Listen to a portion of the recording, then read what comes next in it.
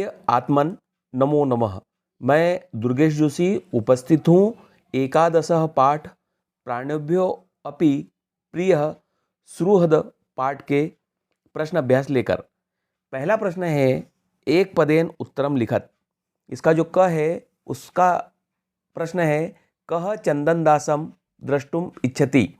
कौन चंदनदास को देखना चाहता है? इसका उत्तर बनेगा चाणक्य अर्थात चाणक्य। ख है चंदनदासस्य वाणिज्या कीदृशी आसीत, यानी चंदनदास का व्यापार कैसा था? इसका उत्तर बनता है अखंडिता, यानी बाधा रहित। उसका व्यापार बाधा रहित था। ठीक। अगला प्रश्न ग है, वह है किम दोषम उत्पादयति, यानी क्या दोष उत्पन्न करता है? तो होता है प्रच्छादनम। प्रच्छादनम का अर्थ होता है छिपाना, यानी किसी चीज को छिपाने से दोष उत्पन्न होता है।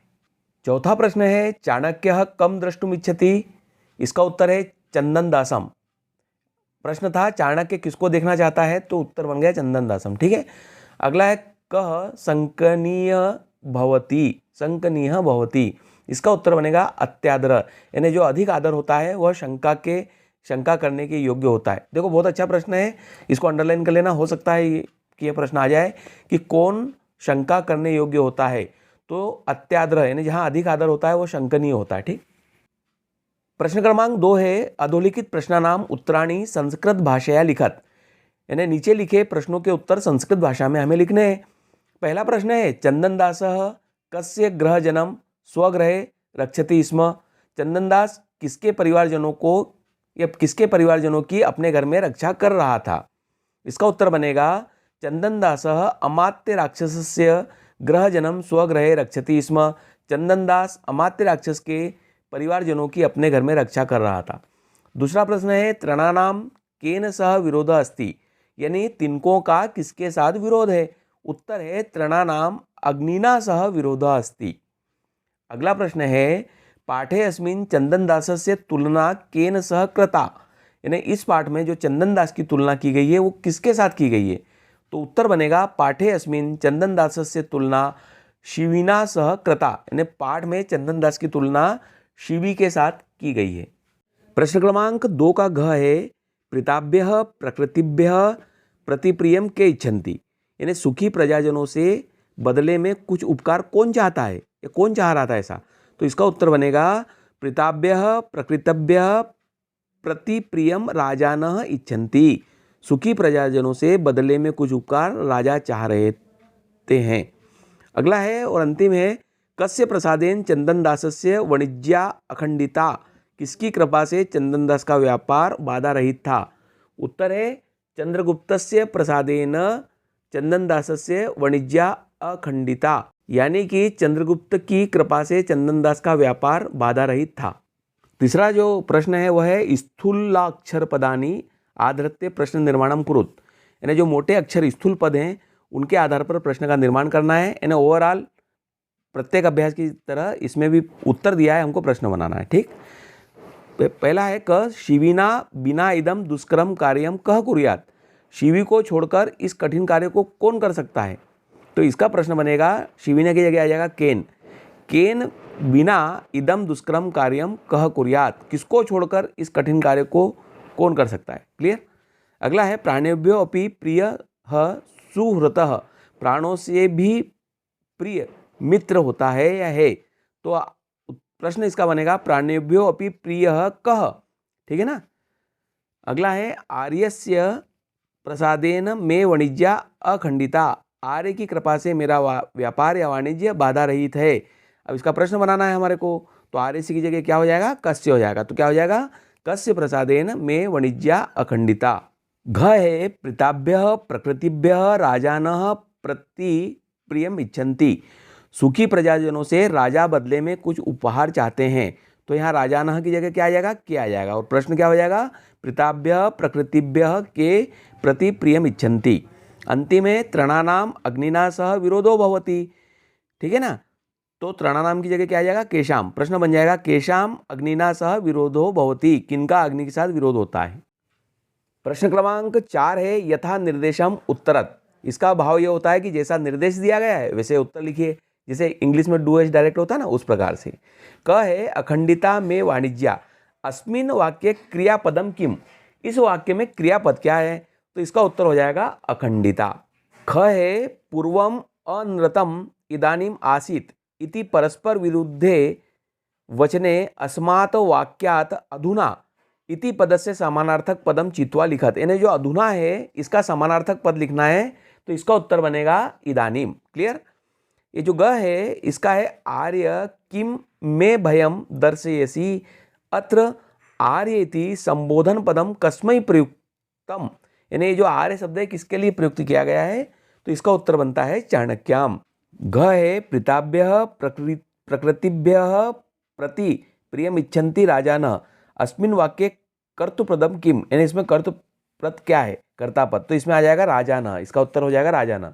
अंतिम है तस्मिन समय आसीद अस्मद ग्रहे, अस्मिन वाक्य विशेष्य पदम किम, इसमें विशेष्य पद क्या है, तो आ जाएगा समय। प्रश्न क्रमांक 5 है निर्देशानुसारम संधिम संधि विच्छेदम कुरुत, या तो संधि करना है या संधि विच्छेद करना है। इसमें एक उदाहरण भी दिया हुआ है, यथा कह धन अपि, तो ये हो जाएगा को अपि, ठीक है ना, इस प्रकार से करना है। तो दिया है प्राणेभ्य धन अपि, तो ये हो जाएगा प्राणेभ्यो अपि। फिर नीचे जो संधि दी है इसमें धन अस्मि कर दिया है और बताया है कि क्या जोड़ के ये बनेगा सज्जो अस्मि, तो इसमें हो जाएगा सज्ज धन अस्मि, ठीक है ना। अगला है आत्मना धन अधिकार सदृशम, तो ये दोनों मिलके हो जाएंगे आत्मनो अधिकार सदृशम। 5 का ख है, उसमें भी यथा दिया है सत धन चित बराबर सच्चित, ये जो है ना व्यंजन संधि का उदाहरण दिए। दूसरा है शरत धन चंद्र, तो ये हो गया शरत चंद्र, और फिर दिया है कदाचित धन च, तो ये होगा कदाचिच, ठीक है। प्रश्न क्रमांक 6 है कोष्टकेषु दत्तयोः पदयोः शुद्धम विकल्पम विचित्य रिक्त स्थानानि पूरयत, यानी कोष्टकों में दिए गए शब्दों में से शुद्ध विकल्प चुनकर रिक्त स्थानों को पूरा करना है, या पूरा कीजिए, ठीक है। क है रिक्त स्थान विना इदम दुष्कर्म न कुर्यात, 2 विकल्प दिए हैं चंदन दासस्य और चंदन दासेन, इसका जो उत्तर बनता है वह है चंदन दासेन, ठीक। अगला है रिक्त स्थान इदम वृतांतम निवेदयामि, इसके 2 विकल्प दिए हैं गुरुवे और गुरह गुरोह, इसका उत्तर बनता है गुरुवे। ग है आचार्यस्य रिक्त स्थान अखंडिता में वाणिज्या, इसमें भी 2 विकल्प दिए हैं प्रसादात और प्रसादेन, उत्तर बनेगा प्रसादेन। अलम रिक्त स्थान कलहेन और कलहात दिया है, उत्तर है कलहेन। विरह रिक्त स्थान बालम रक्षति, विकल्प दिए हैं सिंहेन और सिंहात, रिक्त स्थान में आएगा सिंहात।